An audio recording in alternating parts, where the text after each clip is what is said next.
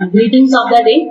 अगला जो पद है सिंघल द्वीप वर्णन का, उस पद में कवि जायसी जी ने जो सिंघल द्वीप का मानसरोवर है उसकी शोभा का वर्णन किया।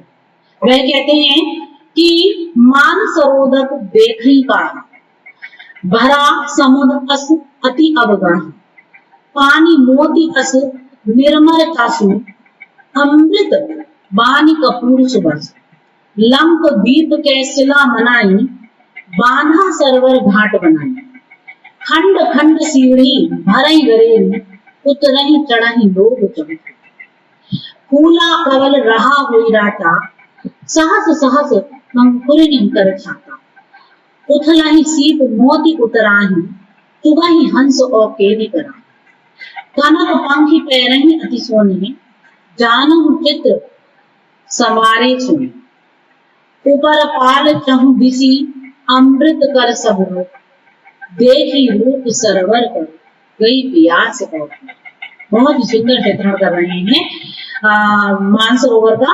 और मानसरोवर की शोभा का चित्रण करते हुए कवि कहते हैं कि मानसरोवर देखई काहा, जो मानसरोवर है उसकी शोभा को देखने का या उसके जो सौंदर्य है उसका दृश्य वर्णन क्या किया जाए, अर्थात कैसे उसके अद्भुत सौंदर्य का, उस अद्भुत दृश्य का चित्रण किया जाए जो अपने आप में अलौकिक है ना। आगे कहते हैं भरा समुद्र अस अति अवगाहा, वह जो मानसरोवर है वह समुद्र के समान अत्यधिक गहरा है और उसका जो जल है ना वह अत्यधिक निर्मल है। पानी मोती कस निर्मलता, पानी जो है अर्थात उसका जो जल है वह मोती के समान निर्मल है, मतलब कितना निर्मल है, ऐसा लगता है जैसे मोती हो, है ना।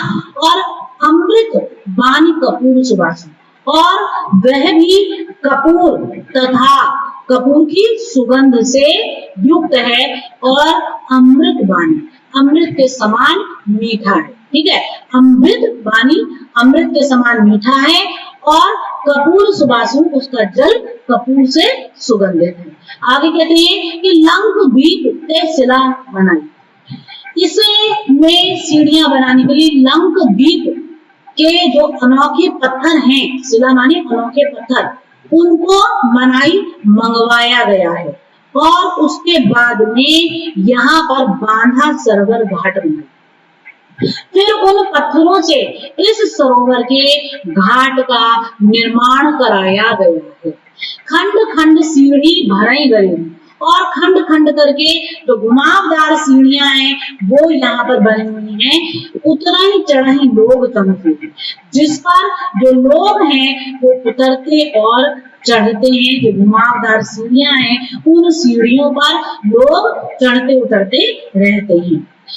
फूला कल रहा हुई रहता, और इसी के साथ साथ जो यहाँ पर लाल कमल है, मानसरोवर में जो लाल कमल है उस तालाब में वह फूला खिल रहा है, विकसित हो रहा है और हो ही रहता, और उसी के साथ साथ उस पर उस जो कमल जो खिल रहा है वो अपने आप में सुशोभित हो रहा है, मंडित हो रहा है अपने सौंदर्य से, और सहस सहस अकुलिनी करता, और उस कमल के पुष्प पर जो आने वाली सहस्त्र पंखुड़ियां हैं, ठीक है, जो उस कमल पुष्प पर आने वाली सहस्त्र पंखुड़ियां हैं वो ऐसी लग रही है जैसे छाता उन पर तना दिया गया है ना।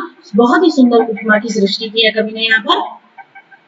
आगे कहते हैं उथलाई सीप मोती उतराही, उथलाई सीप मोती उतराही, अर्थात वहां उस मानसरोवर में, वहां तालाब में सीपियां प्रस्फुटित होती हैं, है ना, और मोती उतराही, और उनसे झिलमिल झिलमिल मोती जो हैं वो निकलते हैं।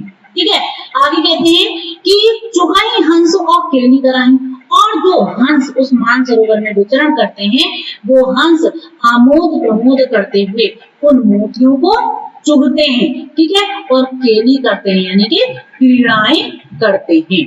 आगे कहते हैं कि कनक पंखी पैरही हती लोने, और फिर वह जो हंस हैं वो अपने स्वर्णिम पंखों से उस जल में तैरते हैं।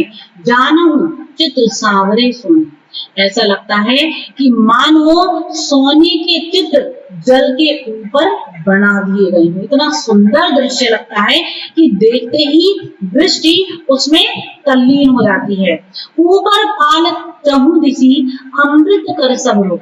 ठीक है, आगे कहते हैं कि तालाब के चारों ओर एक ऊंचा बांध बना हुआ है ऊपर, और अमृत कर सब लोग, और जिस पर अमृत फल वाले, ठीक है, समस्त वृक्ष जो हैं वो सुशोभित हैं। देखी रूप सरवर कर गई प्यास और उस अलौकिक मान सरोवर के सौंदर्य को देखकर जो भूख और प्यास है वो भी लुप्त हो गई है कहीं। इतना अनोखा चित्र है, इतना अनुपम दृश्य है, इतना रमणीय भाव है कि उसको देखकर भूख और प्यास भी जो है वो समाप्त हो गई है।